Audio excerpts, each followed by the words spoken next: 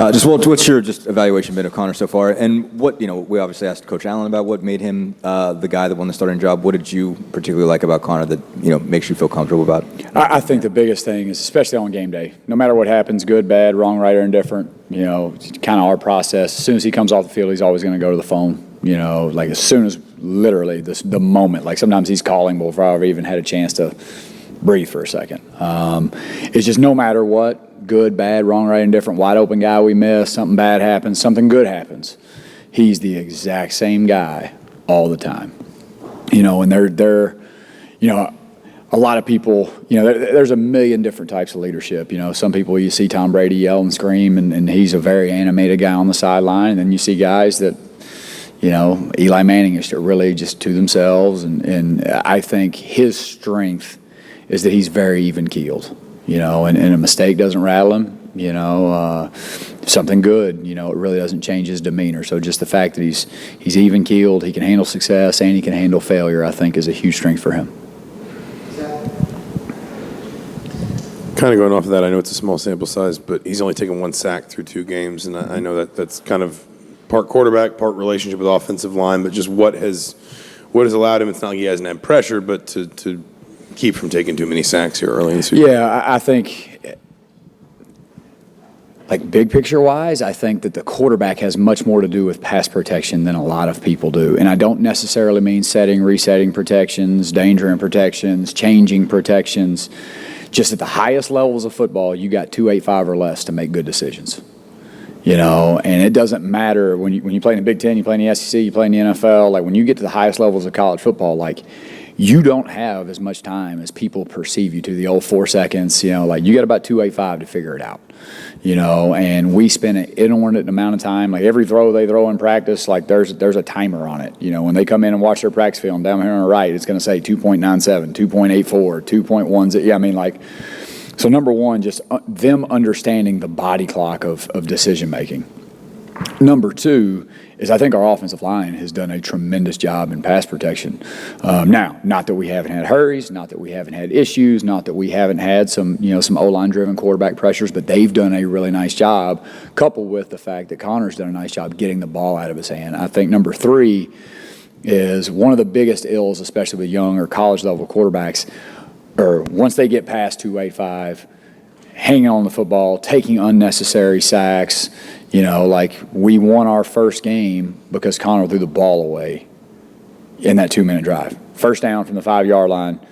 They work a twist game. There's an issue. He gets the ball in the stands, which allows us to run draw on second down, which allows us to score from the 1-yard line on third down. Like getting the ball out of your hand and throwing the ball away is a huge part of quarterbacking, and I think he's got 6 throwaways already. In 2 games, but that's a good thing. Obviously we want every one of those to be completions, but, I think that the offensive line has done a nice job in pass protection. We see an unbelievable amount of pressure and twist games from our defense in practice every day, coupled with the fact that Connor's done a nice job of getting the ball out of his hand. I mean, the 1 sack that we have taken was a 3rd and long where you have 2 rules, no turnovers, no sacks, and we took a sack on a 3rd and long that basically gave them 14 yards post-sack, or they gave their offense another first down. So, but our line's done a nice job, and Connor done a nice job getting the ball out of his hand. Coach, when you first met DJ Matthews, I guess not as much involving football, but just how would you describe him as a person when you first met him? As a person, really at the end of the day, he's kind of – now, he does not play this way. He does not play with the ball in his hand this way. But he is really reserved. He doesn't say a whole lot. He's very inquisitive, like from a conversation standpoint, like he always wants to know why, he always wants to know how I could do this better, like he really enjoys the nuance of football. And off the field, with him, he and I are really in the same situation. I've got a 2-year-old and a almost 8-month-old or 8 months really coming up here soon. And he's got a 8-month-old, and so he's got, a daughter as well. And so we're kind of in the same situation, and that's life-changing as well. And kind of forces you, whether you like it or not, to, change your priorities, and that goes for me and for him. But I would just say reserved, very inquisitive, loves the nuance of football, and is a great dad. Coach, I wanted to ask you about the offensive line play. It's a group that has gotten a lot of criticism here over the past few years and a lot of criticism already this season. What have you seen from them this far? And just can you tell me a little bit about how important that role they have is going down the stretch of a Big Ten season that's a hard conference to win without a run game? Yeah, no, without a doubt. I think, number one, I think they're a really close-knit group. You know, I do think that everything they went through a year ago has put a chip on their shoulder in a good way. They have a lot of pride in their performance. They have a lot of pride in how they represent their room. They've got a lot of pride in their unit, you know, and so I think last year kind of gave those guys what they needed, you know, to be at our best moving forward, you know, and so I'm really proud of the way those guys played. You know, we knew in game one you're going to have to throw it 45, 50 times to go win that game. And they did a great job in pass protection. We knew in this game, you know, back to even numbered or light boxes, and we were going to have a chance to run the ball really well. So, but they have done a really nice job. I think just they're in a good spot right now. Chip on their shoulder, ready to move forward, ready to improve, and you know, this next week's going to be another great test. A lot of movement, a lot of moving parts. You know, and so we got another great challenge ahead of us. Coach Allen talked about just your core confidence in the system. Where did you learn to just kind of have that belief in what you're doing with the offense, and also how have the players kind of bought into that as well and teaching them that core confidence? Yeah, well, I mean, big picture-wise, I don't want to make this – I'll keep this as short-winded as possible.